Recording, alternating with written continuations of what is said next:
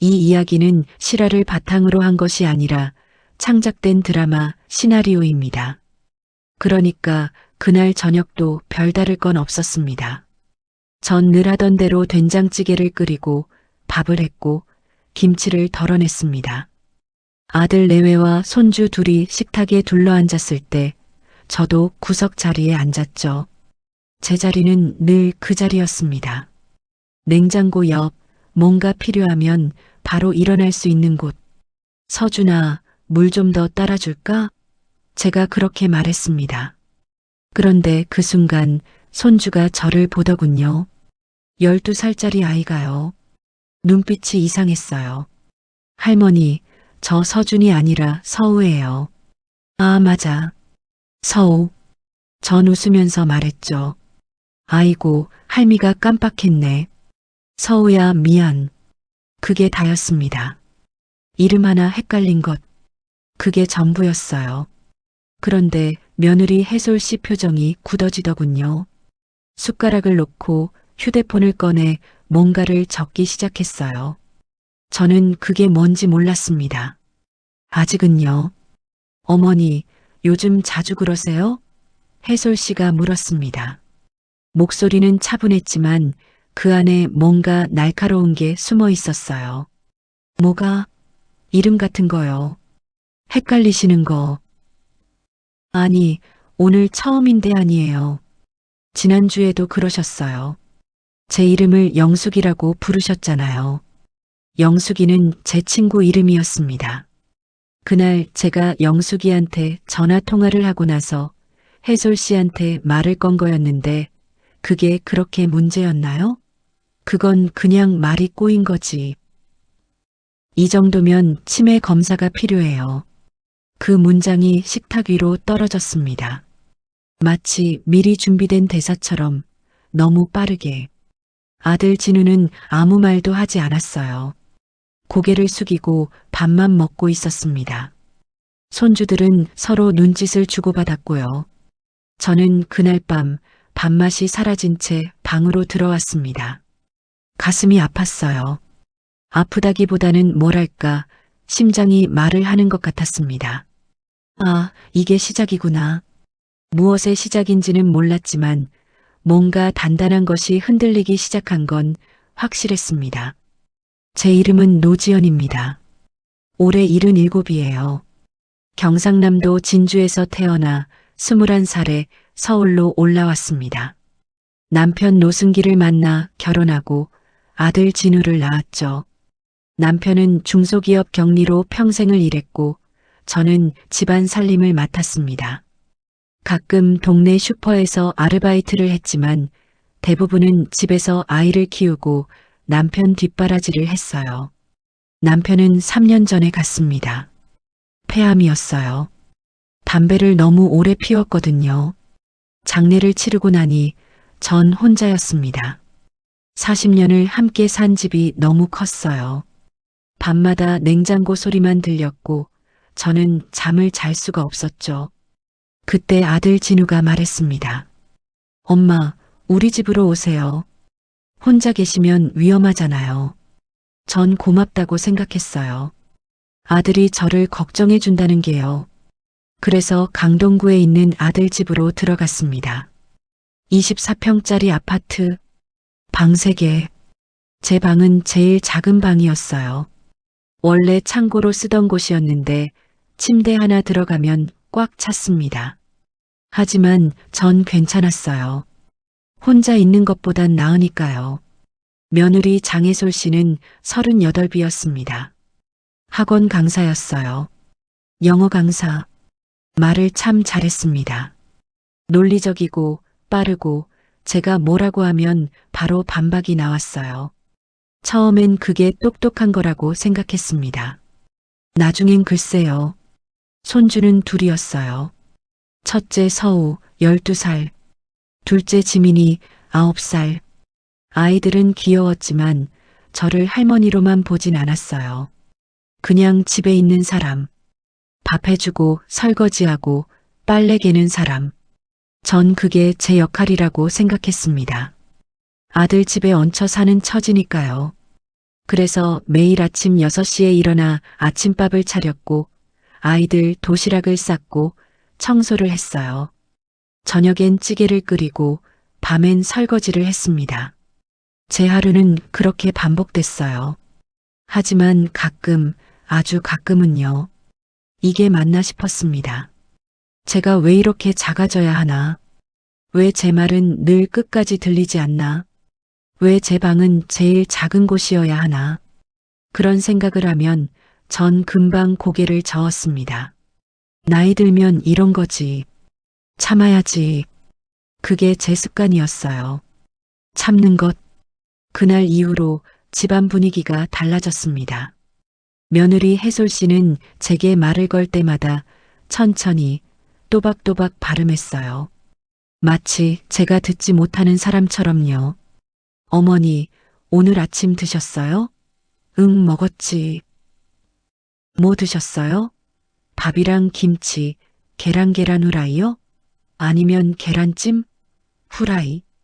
그러면 해솔 씨는 고개를 끄덕이며 휴대폰에 뭔가를 적었어요. 처음엔 그게 뭔지 몰랐습니다. 나중에 알았죠. 냉장고에 A사 용지가 하나 붙어 있더군요. 엄마 기억사고 체크표 날짜, 시간, 내용이 빼곡히 적혀 있었어요. 10월 15일 오전 9시 손주 이름 착각 서우서준. 10월 18일 오후 2시 며느리 이름 착각 해솔 영숙. 10월 20일 저녁 6시 가스레인지 2번 확인. 10월 22일 오전 10시 같은 질문 반복. 오늘 무슨 요일? 전 그 표를 보고 한참을 서 있었습니다. 가슴이 답답했어요. 이게 제 삶인가? 이렇게 기록되는 게 제 하루인가? 어머니, 왜 그러세요? 해솔 씨가 뒤에서 물었습니다. 아, 아니야. 그냥. 혹시 그거 보셨어요? 제가 정리해 둔 거예요. 병원 갈 때 필요하거든요. 병원? 네. 치매 검사요. 예약 잡아뒀어요. 다음 주 수요일. 전 아무 말도 할 수 없었습니다. 그날 밤 저는 제 방에 누워 천장을 봤습니다. 작은 방, 옷장 하나, 침대 하나. 창문은 반쯤 가려져 있었어요. 빨래 건조대가 앞을 막고 있어서요. 내가 정말 이상한 걸까? 손주 이름 하나 헷갈린 것. 며느리 이름 한 번 잘못 부른 것. 가습을 껐는지 다시 확인한 것. 그게 그렇게 이상한가요? 나이 들면 누구나 그러는 거 아닌가요? 하지만 해솔 씨 눈엔 그게 증거였던 겁니다. 다음 날 아침, 전 평소처럼 아침밥을 차렸습니다. 김치찌개, 계란 후라이, 시금치 나물. 아들 진우가 먼저 식탁에 앉았어요. 엄마 고마워요. 응. 해솔 씨가 나오면서 말했습니다. 어머니, 오늘 병원 가는 거 잊지 마세요. 오늘? 네. 오전 10시요. 제가 모시고 갈게요. 전 숟가락을 들다 멈췄습니다. 나 안 가도 되는데. 어머니, 검사 한번 받아보시는 게 좋아요. 요즘 자꾸 이러시잖아요. 뭐가 자꾸 그래? 어머니, 진정하세요. 해솔 씨 목소리는 차분했지만 눈빛은 차가웠어요. 아들 진우는 고개를 숙인 채 밥만 먹었습니다. 병원은 강동구청 근처에 있었습니다. 신경과 대기실엔 노인들이 많았어요. 다들 저처럼 자식 손에 이끌려온 사람들이었죠. 노지연 어르신, 간호사가 불렀습니다. 전 해솔 씨와 함께 진료실로 들어갔어요. 의사는 젊었습니다. 30 중반쯤 돼 보였어요. 어르신, 오늘 무슨 요일인지 아세요? 수요일. 맞아요. 좋습니다. 그럼 제가 3가지 단어를 말할 거예요. 잘 기억하세요. 나무, 자동차, 연필. 나무, 자동차, 연필. 좋아요. 이따가 다시 물어볼게요. 의사는 몇 가지 질문을 더 했습니다. 100에서 7을 계속 빼보세요. 93, 86, 79. 손가락으로 이렇게 해보세요. 전 시키는 대로 했어요. 아까 제가 말한 단어 3개 기억나세요? 나무, 자동차, 연필. 의사는 고개를 끄덕였습니다. 검사 결과는 정상입니다. 인지 기능에 문제는 없어 보이고요. 해솔 씨가 끼어들었습니다. 그런데 선생님, 집에선 자꾸 이상한 행동을 하세요. 같은 말 반복하고 이름 헷갈리고 그 정도는 노화에 따른 자연스러운 현상일 수 있어요. 치매와는 다릅니다. 그럼 더 정밀한 검사는요? 필요하시면 MRI나 PET 검사를 할 수 있지만 지금 단계에선 권하지 않습니다. 해솔 씨는 불만스러운 표정이었어요. 전 그걸 봤습니다. 왜 저 사람은 내가 이상하길 바라는 걸까? 집으로 돌아오는 차 안. 해솔 씨는 아무 말도 하지 않았습니다. 저도 입을 다물고 있었어요. 집에 도착하자 해솔 씨는 곧장 방으로 들어갔습니다. 전 거실에 앉아 있었죠. 그때 손주 서우가 거실로 나왔어요. 휴대폰을 들고 있었습니다. 할머니, 잠깐 이것 좀 봐요. 뭔데? 서우는 화면을 보여줬어요. 틱톡이었습니다. 영상 속엔 제가 있었어요. 거실 소파에 앉아서 멍하니 창밖을 보고 있는 모습. 캡션이 떠 있었습니다. 할머니, 멍 때림 챌린지 해시태그 치매의심 해시태그 노인 일상. 좋아요가 1200개였어요. 댓글엔 이런 게 달려 있었죠. 하하, 우리 할머니도 저래. 나중엔 저렇게 되는 거임? 불쌍하긴 한데 웃김. 전 말을 잃었습니다. 서우는 웃으면서 말했어요. 할머니, 이거 반응 좋아요. 다음엔 더 재밌는 거 찍을게요. 그 순간 제 안에서 뭔가 끊어지는 소리가 들렸습니다. 저녁? 전 밥을 차리지 않았습니다. 해솔 씨가 나왔어요. 어머니, 밥은요? 오늘은 내가 안 할게. 왜요? 그냥. 해솔 씨는 눈살을 찌푸렸습니다. 어머니, 요즘 왜 이러세요? 자꾸 이상하게 구시잖아요. 내가 뭐가 이상해? 말투부터가 그래요. 퉁명스럽고. 난 원래 이래. 아니에요. 예전엔 안 그러셨어요. 전 더 이상 대답하지 않았습니다. 해솔 씨는 한숨을 쉬며 냉장고로 갔어요. 그리고 또 휴대폰에 뭔가를 적었습니다. 10월 25일 저녁 6시 밥 안 차림, 태도 변화. 그날 밤 저는 제 방에서 생각했습니다. 이건 뭔가 잘못됐어. 병원에선 정상이라고 했어요. 그런데 왜 집에선 제가 문제인 것처럼 느껴지는 걸까요? 왜 제 모든 행동이 증거로 기록되는 걸까요? 전 작은 수첩을 꺼냈습니다. 남편이 살아있을 때 쓰던 거였어요. 그 안에 저도 적기 시작했습니다. 10월 25일. 해솔, 냉장고에 체크표 붙임. 서우, 나를 틱톡에 올림. 진우, 아무 말 안 함. 처음엔 그냥 화풀이였어요. 나중엔 증거가 됐죠. 한 달이 지났습니다. 해솔 씨는 점점 더 노골적이 됐어요. 어머니, 이 정도면 정말 위험한 거 아닌가요? 뭐가? 어제도 가습을 3번 확인하셨잖아요. 그게 뭐가 문제야? 치매 초기 증상이래요. 제가 인터넷에 찾아봤어요. 난 치매 아니야. 병원에선 그렇게 나왔지만 집에선 명백히 이상하세요. 전 더 이상 말하지 않았습니다. 대신 그날 오후 밖으로 나갔어요. 전 송파구로 갔습니다. 이서연을 만나러요. 서연이는 제가 30년 전 동네 아이들 공부방을 운영할 때 가르쳤던 아이였어요. 당시엔 초등학교 5학년이었죠. 가정 형편이 어려워서 학원을 못 다녔고 전 무료로 아이들을 가르쳤습니다. 서연이는 공부를 잘했어요. 나중에 장학금 받고 대학 갔고 심리학을 전공했죠. 지금은 임상심리 전문가로 일하고 있다고 들었습니다. 오랜만에 만난 서연이는 어른이 돼 있었어요. 선생님, 어머, 서연아. 많이 컸네.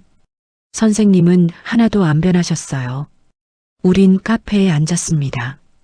전 천천히 이야기했어요. 제가 지금 겪고 있는 일들을요. 체크표, 틱톡, 병원 검사, 며느리의 시선. 서연이는 들으면서 고개를 끄덕였습니다. 선생님, 이거 전형적인 GASLIGHTING예요. 뭐? 상대방을 심리적으로 조종해서 본인이 이상한 사람처럼 느끼게 만드는 거요. 선생님은 정상인데 주변에서 계속 이상하다고 말하면 본인도 의심하게 되잖아요. 전 그 말을 듣고 숨이 턱 막혔습니다. 그럼 나 안 이상한 거야? 당연하죠. 서연이는 제 손을 잡았어요. 선생님, 제대로 된 검사 한번 받아보세요. 제가 해드릴게요. 그날부터 전 서연이를 한 달에 2번씩 만났습니다. 서연이는 MMSE, 모CA 같은 인지 검사를 했어요. 결과는 매번 정상이었습니다. 선생님, 치매 아니에요. 전혀. 그럼 왜 집에선 자꾸 나를 이상하게 보는 거야? 서연이는 잠시 생각하더니 말했습니다. 선생님, 혹시 재산 같은 거 있으세요? 응. 남편이 남긴 집이 하나 있어. 그리고 예금도 좀. 명의는요? 내 명의지. 서연이는 고개를 끄덕였어요. 그거예요. 뭐가? 며느리가 선생님을 무능력자로 만들려는 거예요. 그래야 법적으로 재산 관리할 수 있으니까요. 전 눈이 커졌습니다. 설마, 설마가 아니에요. 요즘 이런 케이스 많아요. 특히 노인 단독명의 재산이 있을 때요. 서연이는 변호사 한 명을 소개해 줬습니다. 박도윤, 자산보호 전문 변호사였어요. 전박 변호사를 만나 상담을 받았습니다. 어르신, 지금 상황이 위험합니다. 만약 며느리가 후견인 신청을 하면 법원이 받아들일 가능성도 있어요. 특히 치매 의심 기록이 쌓여 있으면요. 그럼 어떻게 해야 돼요? 먼저 재산을 보호해야 합니다. 신탁 구조로 바꾸거나 명의를 분산시키거나 그리고 증거를 모으세요.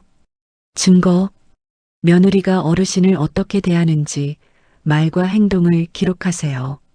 나중에 법정에서 필요합니다. 전 그날부터 더 세심하게 기록하기 시작했습니다. 그리고 전 한 가지를 더하기 시작했어요. 일부러 작은 오류를 섞는 거였습니다. 예를 들어 손주 이름을 또 헷갈리는 척했어요. 서준아, 밥 먹어라. 할머니, 저 서우예요. 아, 맞다. 서우. 해솔 씨는 그걸 또 적었습니다. 11월 10일 저녁 7시 손주 이름 착각 제발. 전 일부러 가스불도 여러 번 확인했어요. 어머니, 또 확인하세요? 응. 끄고 나면 불안해서. 해솔 씨는 만족스러운 표정이었습니다. 전 그걸 보면서 생각했어요.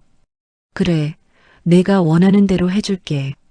서연이는 4개월간의 검사 기록을 정리했습니다. 모두 정상. 박도윤 변호사는 제 재산을 역신탁 구조로 바꿨어요.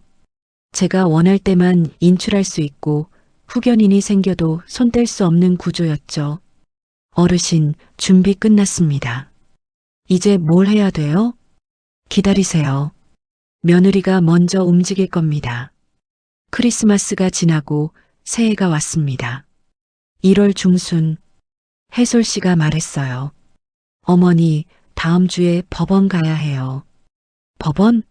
왜? 후견인 심판 때문이에요. 전 가슴이 철렁했습니다. 후견인이 뭔데? 어머니가 혼자 판단하기 어려우니까 제가 법적으로 도와드리는 거예요. 난 혼자 판단 잘해. 어머니, 요즘 상태 보면 안 그래요. 이건 어머니를 위한 거예요. 전 아무 말도 하지 않았습니다. 대신 그날 밤 박도윤 변호사한테 전화했어요. 시작됐습니다. 서울가정법원. 후견 심판기일. 전 법정에 앉아 있었습니다. 맞은편엔 해솔 씨와 해솔 씨가 선임한 변호사가 있었어요. 판사가 물었습니다. 청구인 측 입증 자료 제출하세요.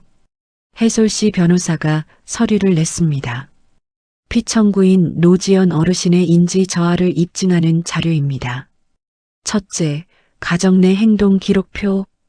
둘째, SNS 영상 자료. 셋째, 이웃 진술서. 판사는 서류를 검토했어요. SNS 영상 자료라고 했습니까? 네. 손주가 촬영한 영상입니다. 어르신이 일상에서 반복적으로 혼란스러운 모습을 보입니다. 법정 스크린에 틱톡 영상이 떴습니다. 제가 소파에서 멍하니 있는 모습. 캡션 할머니 멍 때림 챌린지 해시태그 치매의심. 전 고개를 들어 해솔 씨를 봤어요. 해솔 씨는 시선을 피했습니다. 판사가 물었습니다. 피청구인 측 반론 있습니까? 박도윤 변호사가 일어났어요. 있습니다. 먼저 피청구인은 4개월간 임상심리 전문가에게 정기적으로 인지 검사를 받았습니다. 모든 결과가 정상입니다. 변호사는 서연이가 작성한 검사 기록을 제출했어요. 둘째, 청구인 측이 제출한 SNS 영상은 피청구인의 동의 없이 촬영 유포된 것으로 명예훼손에 해당합니다. 셋째, 이것은 후견이 아니라 경제적 학대입니다. 그 순간 법정 공기가 바뀌었습니다. 판사가 몸을 앞으로 기울였어요. 경제적 학대라고요? 네. 피청구인은 단독명의 부동산과 예금을 보유하고 있습니다. 청구인은 이를 관리하기 위해 후견인 지위를 얻으려 했습니다.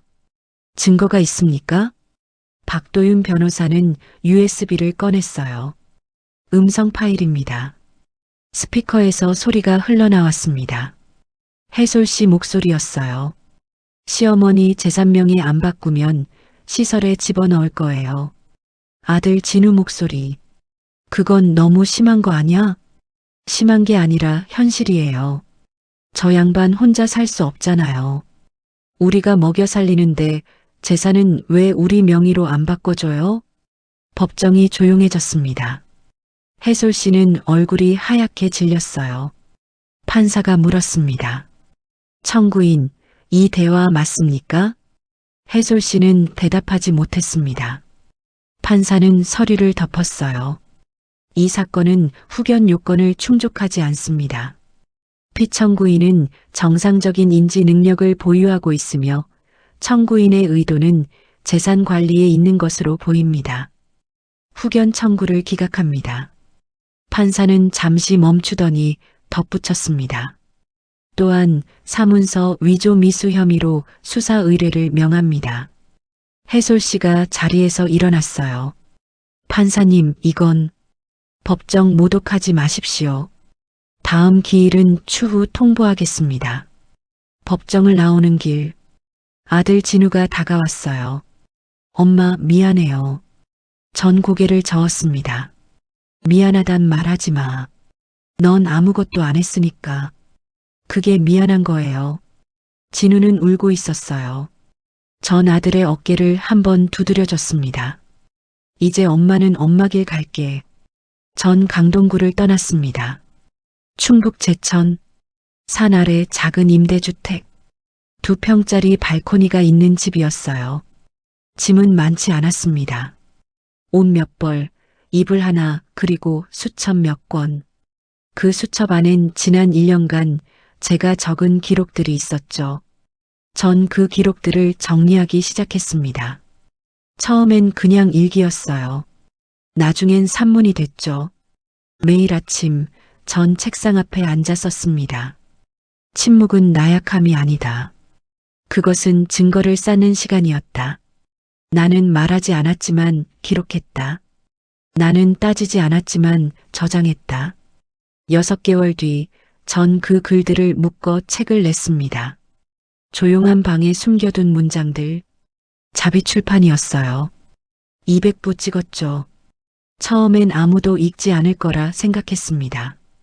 그런데 한 달 뒤 편지가 오기 시작했어요. 첫 번째 편지. 선생님, 저도 집안에서 지우개 취급이었어요. 며느리가 저를 짐이라고 불렀습니다. 선생님 책 읽고 용기 얻었어요.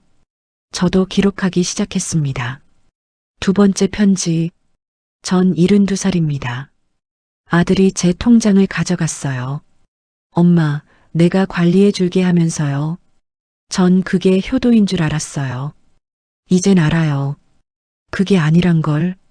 세 번째, 네 번째, 다섯 번째. 편지는 계속 왔습니다. 전 그 편지들을 읽으면서 생각했어요. 내 이야기만이 아니었구나. 수많은 노인들이 같은 일을 겪고 있었던 겁니다. 집안에서 투명 인간 취급받고 말할 권리를 잃고 재산을 빼앗기고 그런데 누구도 말하지 않았어요. 왜냐하면 말해봤자 소용없다고 생각했으니까요. 저는 제천에서 조용히 삽니다. 아침엔 산책을 하고 오후엔 글을 쓰고 저녁엔 책을 읽어요. 가끔 서연이가 찾아옵니다. 선생님, 요즘 어떠세요? 좋아. 혼자 있으니까 편해. 외롭진 않으세요? 외로움이랑 고독은 다른 거야. 난 지금 고독한 거지. 서연이는 웃었어요. 선생님, 책 반응 좋던데요? 2세 찍는데요. 그래, 다행이네. 지난 여름 아들 진우가 찾아왔습니다. 오랜만이었어요. 엄마, 잘 지내세요? 응. 해솔이랑 이혼했어요. 전 놀라지 않았습니다. 그래. 엄마, 정말 미안해요. 전 아무것도 못했어요. 너 때문이 아니야. 하지만, 진우야, 전 아들을 봤어요. 엄마는 너한테 화난 게 아니야. 그냥 엄마 길을 가고 싶었던 거야. 진우는 울었습니다. 전 아들의 머리를 쓰다듬었어요. 그날 밤, 전 일기를 썼습니다. 오늘 아들이 다녀갔다. 아이는 많이 자랐다. 이제 자기 삶을 살겠지. 나도 마찬가지다. 침묵은 패배가 아니었다. 그것은 증거의 저장이었다. 나는 말하지 않은 게 아니라 때를 기다렸던 것이다. 가을이 왔습니다. 제천산은 단풍으로 물들었어요. 전 발코니에 앉아 차를 마셨습니다. 손엔 새 수첩이 들려 있었죠. 오늘도 전 쓸 겁니다. 제 언어로, 제 속도로. 누군가 물었습니다. 지연 씨, 후회 안 해요? 아들 곁 떠난 거? 전 대답했어요. 후회보단 후련해요. 내 삶이 내 것이 된 기분이거든요. 그럼 앞으로 뭐 하실 거예요? 글 쓰고, 걷고, 사람 만나고, 그리고 가끔 웃을 거예요. 책 마지막 장에 전 이렇게 썼습니다. 내 침묵은 패배가 아니라 증거의 저장이었다. 나는 약하지 않았다. 다만 때를 기다렸을 뿐이다. 그러니까 이 이야기를 정리하자면 이렇습니다. 전 77세에 집을 잃을 뻔했어요. 제 이름으로 된 집을요. 단지 손주 이름 하나 헷갈렸다는 이유로요. 하지만 전 포기하지 않았습니다. 말하지 않았지만 기록했어요. 따지지 않았지만 저장했죠. 그리고 때가 왔을 때 그 증거들을 꺼냈습니다. 여러분께 드리고 싶은 말이 있습니다. 첫째, 기록하세요. 누군가 당신을 이상하게 대한다면 그 순간을 적어두세요. 날짜, 시간, 말, 상황. 나중에 그게 증거가 됩니다. 둘째, 혼자 견디지 마세요. 믿을 수 있는 사람 한 명만 있어도 됩니다. 저한텐 서연이가 있었어요. 당신에게도 그런 사람이 있을 겁니다. 셋째, 침묵을 무기로 쓰세요. 말 안 하는 게 약한 게 아닙니다. 때를 기다리는 겁니다. 넷째, 법을 알아두세요. 후견인 제도, 자산보호, 성년후견. 이런 단어들 어렵지만 알아두면 당신을 지킬 수 있어요. 다섯째, 당신의 언어를 잃지 마세요. 글이든 말이든 그림이든 당신이 표현하는 방법을 지키세요. 그게 당신이 살아있다는 증거니까요. 지금 제 책상 위엔 새 원고가 있습니다. 제목은 아직 안 정했어요. 하지만 첫 문장은 정했죠. 나이 든다는 건 사라지는 게 아니라 더 선명해지는 거다. 이 이야기가 누군가에겐 위로가 되길 바랍니다. 누군가에겐 용기가 되길 바라고요. 그리고 누군가에겐 경고가 되길 바랍니다. 노인을 함부로 대하지 말라고. 우린 약하지 않다고. 다만 조용할 뿐이라고. 옛말에 이런 게 있습니다. 물은 흐르되 소리 없고 바람은 불되 흔적 없다. 하지만 그것들은 분명 존재합니다. 우리도 마찬가지입니다. 이 이야기가 공감되셨다면 구독과 좋아요 부탁드립니다.